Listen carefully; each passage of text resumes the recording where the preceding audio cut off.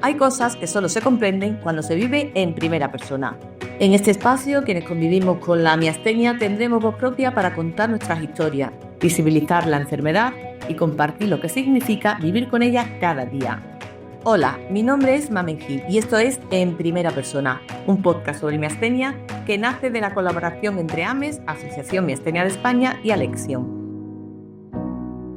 En cada episodio nos adentraremos en una de las muchas realidades que rodean a esta enfermedad, desde los primeros síntomas hasta el impacto en la vida familiar, la gestión médica y asistencial o los derechos que nos amparan. Todo ello contado por quienes mejor pueden hacerlo, pacientes, familiares y profesionales que nos acompañarán en este camino. En este primer episodio hablaremos de qué es exactamente la miastenia, cómo se diagnostica, cómo se trata o por qué es tan importante visibilizarla. Para ello nos acompaña la doctora Carmina Díaz, jefa del Servicio de Neurología del Hospital General Universitario Dr. Balmes de Alicante e integrante del Comité Asesor de AMES. Carmina, bienvenida. Buenas tardes, Mamen. Muchas gracias por la invitación a ti, a Ames, y bueno, pues espero que sea una tarde fructífera y que logremos aclarar cosas que interesan a los pacientes. Seguro que sí. Doctora Díaz, pues eso, es un placer tenerla aquí. Y si le parece, quisiera comenzar preguntándole, ¿cómo describiría usted la miastenia a alguien que escucha esta palabra por primera vez? Muy bien, pues hay enfermedades que más o menos todo el mundo conoce, ¿no? Todo el mundo sabe pues lo que es una neumonía, lo que es, no sé, una diabetes, pero hay enfermedades que realmente hasta que una persona no le toca muy de cerca, desconoce por completo su existencia y yo pienso que la miastenia gravis es una de esas enfermedades. A mí me gusta explicarlo a los pacientes de la siguiente forma. Se trata de una enfermedad del sistema neuromuscular. El sistema neuromuscular es el que conecta el sistema nervioso con los músculos, que son los que finalmente van a determinar el movimiento. Entonces, el problema en esta enfermedad está en la conexión entre el músculo y el nervio. Por el nervio llega la orden de nuestro cerebro, en último término, para realizar un determinado movimiento y esa orden se transmite por un sistema que es químico y eléctrico al músculo. En esa conexión, pues que es una estructura bastante compleja dentro del cuerpo humano, se producen muchos procesos para que se dé esta activación del músculo. Y en la miastenia gravis el problema está en que nuestro sistema inmunológico, porque hay que insistir que la miastenia es una enfermedad autoinmune, el sistema inmunológico, digamos que comete un error, que se equivoca y fabrica unos anticuerpos, que son lo que también conocemos con un término más coloquial como defensas, que atacan a esa unión entre el músculo y el nervio, de forma que la orden motora no puede llegar hasta el músculo, que es el que finalmente la efectúa. Los músculos no responden a esta orden y están débiles. Y lo más característico de esta enfermedad es que esta debilidad se produce sobre todo conforme repetimos una acción, es decir, conforme esa conexión tiene que actuar muchas veces de forma repetida. Por tanto, la debilidad empeora con el esfuerzo. Esto es lo que llamamos la fatigabilidad y que sería, pues por decirlo de alguna forma, la piedra angular de esta enfermedad y por lo que generalmente van a consultar los pacientes. Por eso muchas veces los pacientes al empezar el día o al empezar una tarea la pueden hacer bastante bien, pero se van agotando con mucha facilidad, llegando a un momento en el que a lo mejor no pueden mantener los ojos abiertos o no pueden elevar los brazos o no pueden tragar porque esa debilidad se ha ido haciendo cada vez más intensa. ¿Y cuáles son los síntomas más comunes que pueden experimentar las personas con miastenia y cómo se manifiestan esos síntomas en el día a día? Lo más frecuente y por lo que la mayoría de la gente conoce la miastenia o por lo que la mayoría de la gente sospecha que alguien puede tener miastenia son los síntomas oculares, que generalmente van a ser dos tipos. Uno, lo que nosotros llamamos ptosis, que quiere decir la caída del párpado, que puede ser de un párpado, puede ser de los dos, puede ser alternante. Y luego también la visión doble. La visión doble se produce no porque el ojo esté afectado, porque el ojo está sano en esta enfermedad, no tiene ningún problema. Pero nosotros para poder ver tenemos que alinear perfectamente nuestros ojos, de forma que los dos se muevan a la par para enfocar en un punto concreto. Si ese movimiento no se produce a la par porque un músculo está más débil que otro, se va a producir una diferencia de unos poquitos grados que son suficientes para que veamos dos imágenes. Y a esto le llamamos diplopia, que es la visión doble. Estos son los dos síntomas más característicos. Además de esto, tenemos otros síntomas como la debilidad de ciertos músculos que tienden a afectarse bastante en la miastenia. Por ejemplo, los músculos de la garganta, los músculos que llamamos vulvares, que sirven para hablar y que sirven para tragar. De forma que los pacientes hablan y conforme siguen hablando, la voz se va haciendo más enredada, más débil, más difícil de entender. Lo mismo pasa con la deglución. A veces uno empieza a comer, al inicio de la comida es normal o casi normal, pero conforme seguimos comiendo o seguimos masticando, cada vez es más difícil mover el alimento dentro de la boca y luego pasarlo a la vía digestiva. La consecuencia de esto, ¿cuál puede ser? Que la deglución no funcione perfectamente bien y se vaya a la vía respiratoria. Y ahí tenemos un problema importante, porque si entra contenido de la garganta a la vía respiratoria, nos va a dar tos, nos va a dar asfixia, nos puede dar también infecciones respiratorias porque llega hasta el pulmón y esos síntomas suelen ser de los más importantes que tiene la miastenia. También otros como por ejemplo los síntomas de los miembros superiores de los brazos, para elevar los brazos, sobre todo elevarlos por encima de la cabeza y muchos pacientes van a notar problemas, por ejemplo, al lavarse el pelo, al cepillarse los dientes, al peinarse porque no pueden mantener los brazos en alto, o por ejemplo, arreglar un armario que tenga unos estantes altos.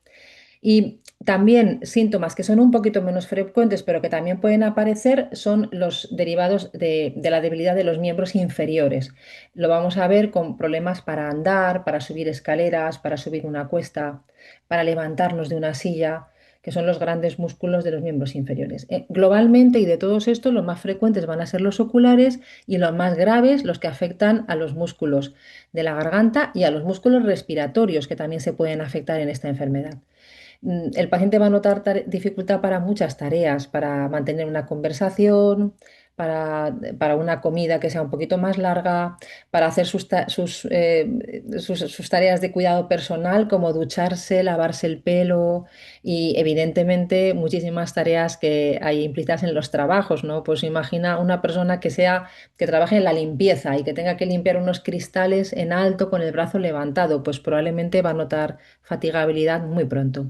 Es decir, que se traduce en un impacto pues, relevante en la vida cotidiana. ¿Y existen diferencias en la presentación de esos síntomas según los distintos grupos de pacientes? Claro que sí. Hay una forma de miastenia que llamamos miastenia ocular. En esa miastenia los síntomas quedan restringidos a los ojos y los pacientes solamente van a tener caída del párpado o visión doble.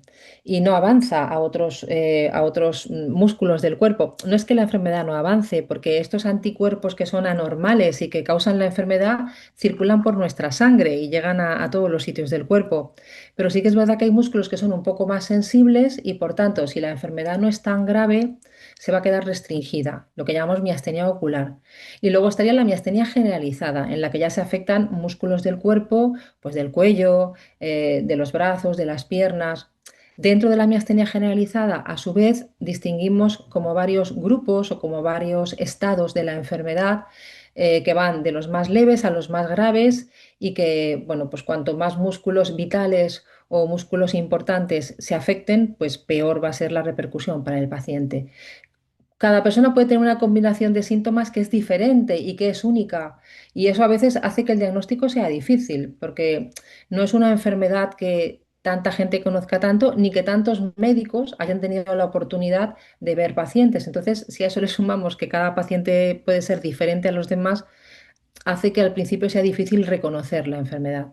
Hablando de esa dificultad en el diagnóstico, en su experiencia, bueno, ya nos ha comentado alguna, pero ¿cuáles son las dificultades más frecuentes que se dan a la hora de establecer el diagnóstico? Pues lo primero son dificultades incluso de reconocimiento del propio paciente.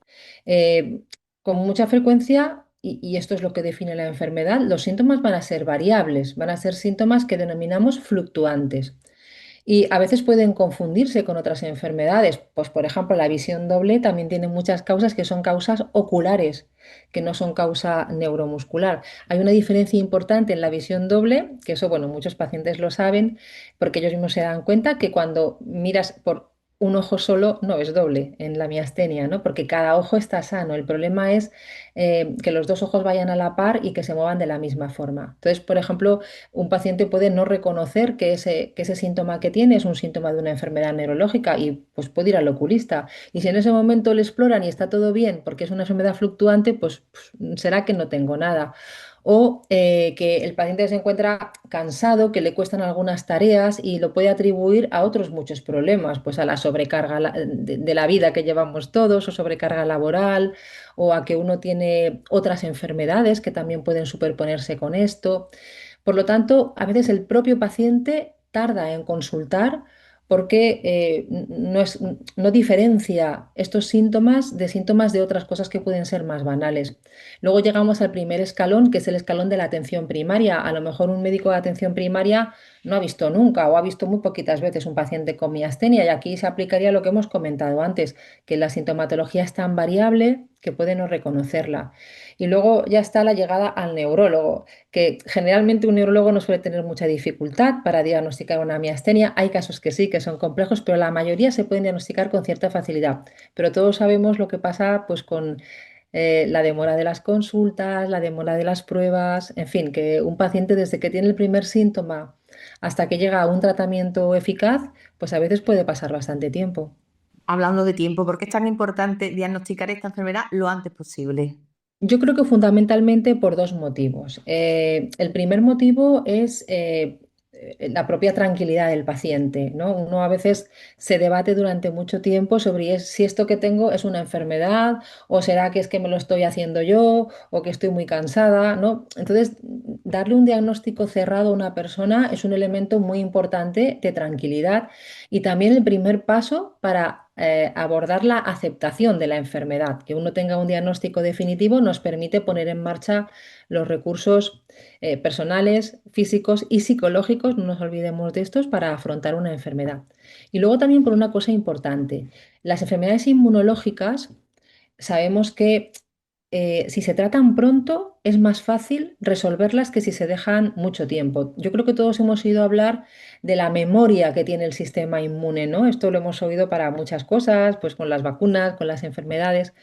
Entonces, si nosotros conseguimos que ese sistema inmune no esté excesivamente habituado a ese tipo de respuesta, es probable que pueda responder mejor a los tratamientos. O sea que, bueno, pues digamos que están las dos vertientes, la del propio mecanismo de la enfermedad y la de encarrilar al paciente adecuadamente en todos los aspectos referentes a la enfermedad.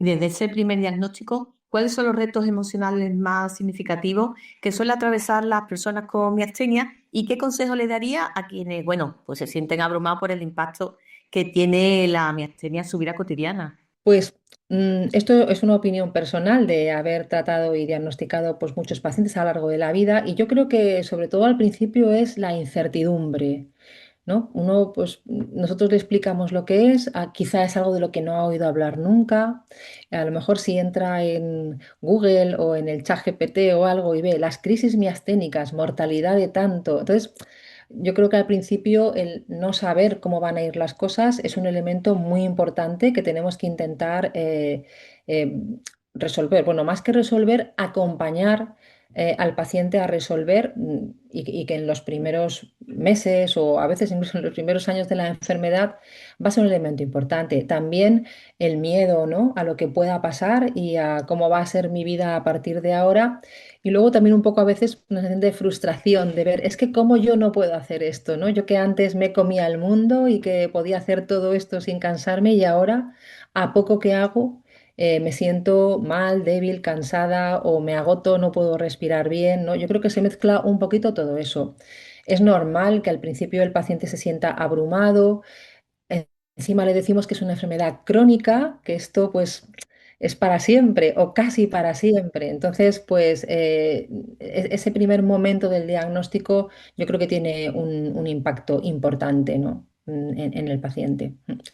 Eh, no sé si me habías preguntado también qué Sí, aconsejamos a qué los pacientes, consejos ¿no? sí se le da? Sí, Porque ese primer sí, impacto, la verdad es que claro, claro. es Pues fuerte y te cambia todo.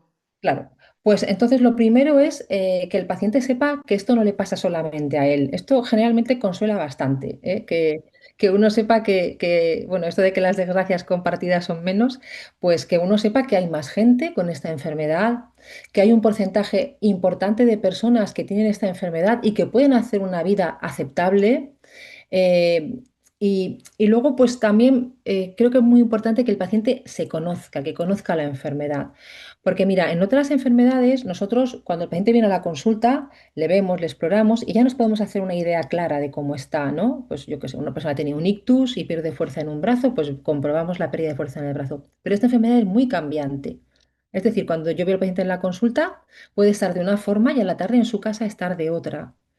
Entonces, es importante que él conozca qué es la enfermedad, cómo se manifiesta, ante qué cosas tiene que alertarse porque son más graves, qué información es la que es más útil luego en la consulta dar para que nosotros podamos elegir el mejor tratamiento para cada paciente y en la medida que el paciente esté mejor informado y conozca mejor la enfermedad, va a ser más fácil tratarlo y llegar a buen puerto con ese tratamiento.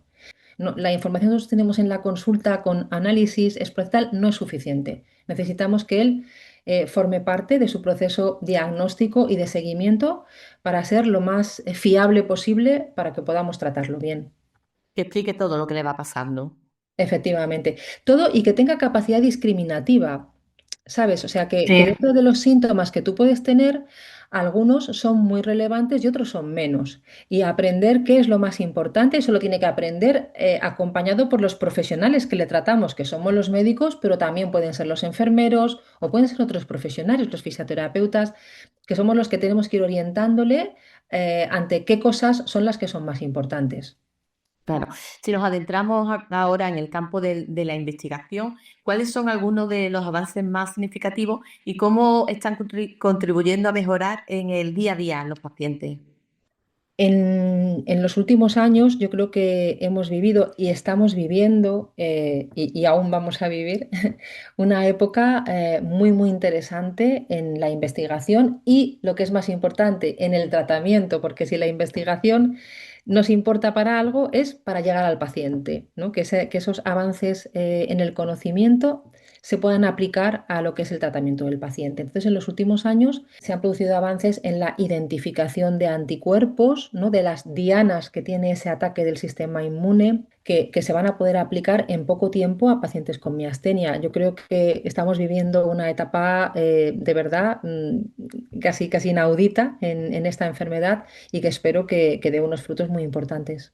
Sí, y buena noticia para todos los pacientes con miastenia, sobre todo para los que son refractarios a esos medicamentos que existían hasta ahora. Y para finalizar, doctora Díaz, si estuviera enviando un mensaje a alguien que acaba de ser diagnosticado con miastenia, ¿qué le gustaría transmitirle? Bueno, pues yo creo que fundamentalmente tres cosas para no abrumarle demasiado que está recién diagnosticado. El primero es que uno no está solo, ¿m? Que tiene que buscar el apoyo a través de sus familiares, sus amigos, su entorno, pero también el apoyo de las personas que tienen esta enfermedad y que le van a ayudar muchísimo en las estrategias para abordar la adaptación a la enfermedad, la información sobre la enfermedad. Entonces, en ese sentido, yo creo que las asociaciones son fundamentales para ese tipo de enfermedades que no son tan conocidas. Ese es el primero, que uno no está solo. ¿M? Segundo, eh, que esta enfermedad es tratable. No estamos hablando de una enfermedad neurodegenerativa que le decimos, es que esto será neurodegenerativo, no es neurodegenerativo, es tratable, los pacientes pueden mejorar. Y la experiencia nos ha enseñado que pacientes que en un momento determinado de su vida han estado muy, muy mal, que uno pensaba que, bueno, esto ya es el final, ha habido estrategias terapéuticas nuevas, han mejorado y han conseguido remontar, ¿eh? O sea, estamos en una enfermedad tratable y se puede tratar. Y luego, muy importante, como tercera pata de este taburete, que tienen que aprender a conocer la enfermedad y a cuidarse. A procurar evitar los desencadenantes, a identificar cuando uno está empeorando precozmente, es decir, que formen parte activa del tratamiento de la enfermedad. El tratamiento no es una cosa que uno llega a una consulta, se sienta y el señor o la señora de enfrente le va a decir lo que tiene que hacer. El tratamiento no es solamente eso, es eso y más cosas. Es la participación activa del paciente cuidando su salud general, cuidando, por ejemplo, vigilando junto con nosotros los posibles efectos secundarios de los medicamentos, haciendo la actividad física necesaria, que también es importante, aunque sea una enfermedad que debilita, eso no quiere decir que tengamos que darnos quietos, sino que hay que hacer una actividad física adecuada. Y todo lo que influye para que podamos llevar la enfermedad, como he dicho ya otras veces, a buen puerto, al mejor sitio posible, a una calidad de vida la mejor que el paciente pueda alcanzar. Una enfermedad que no solo cambia la vida del paciente, sino también de la familia. ¿Y a la familia qué le diría? A los familiares. Pues sobre todo que conozcan la enfermedad y que entiendan a sus familiares enfermos. Primero que aprendan a observarlos. A veces, por ejemplo, la caída del párpado la va a ver antes un familiar que el propio paciente. El paciente a lo mejor hasta que no ocluya la pupila no se va a dar cuenta, pero su médico dice, oye, que te está cayendo mucho el párpado, ¿no? Eh, y luego, aparte de lo que sería ya el aspecto más de la enfermedad, lo que yo también he aprendido a lo largo de los años es que los pacientes necesitan la comprensión de su familia. Porque yo me he encontrado pacientes que me han dicho, es que en mi familia no me entienden, dicen que soy una vaga y que no tengo ganas de trabajar. Eso es muy triste, no podemos llegar a Sí, eso. sí, sí. Y eso pasa, ¿eh? Eso pasa. Yo lo he visto en mi consulta bastantes veces, demasiadas. Entonces, hay que entender lo que es la enfermedad y que el paciente no va a poder adaptarse a determinados horarios, a determinadas actividades. Y me acuerdo de una señora que me decía, es que mi familia dice que soy una aguafiestas, porque cada vez que hay un bautizo, tal, no sé qué, no sé cuánto, yo digo que no puedo ir. Y dicen que no voy porque no quiero. Y no voy pues porque lo paso mal y porque lo hago pasar mal a la gente, ¿no? O sea, esta comprensión sobre lo que es la enfermedad es muy importante. Comprensión y también animar al paciente a hacer cosas, ¿no? Una cosa no quita la otra. Se puede comprender, se puede intentar no forzarle a hacer cosas que no puede hacer, pero sí que se debe animar a hacer las cosas que sí que puede hacer. Entonces, ahí la familia tiene un gran apoyo importante porque al final los pacientes en quien más confían es en su familia y en a quien van a ir bueno, pues a contarle las cosas y de quien necesitan el refuerzo y el apoyo es de su familia. Y ahí también hay una labor importante que hacer educacional para los familiares. Pues ya sabemos algo más de la miastenia, una enfermedad autoinmune del sistema neuromuscular en el que falla la conexión entre el músculo y el nervio, provocando debilidad, una debilidad que empeora con el esfuerzo. Se trata de una enfermedad crónica, pero tiene tratamiento, se puede tratar. Doctora Díaz, muchas gracias por su tiempo y por acompañarnos en el estreno de En Primera Persona. Ha sido un auténtico placer. Muy bien, gracias a vosotros y bueno, hasta siempre. Y a todos y todas los que nos escucháis, muchísimas gracias por acompañarnos. Os esperamos en el próximo episodio donde conoceremos a Cristina y a Emilio, que nos contarán en primera persona cómo es convivir día a día con la miastenia. Mientras tanto, podemos seguir en contacto a través de nuestras redes sociales, @amesmiastenia, tanto en Instagram como en X, Asociación Miastenia de España, AMES en YouTube o desde la web de amesmiastenia.ong. Y recordad, dar voz a la miastenia es construir su futuro. Hasta la próxima.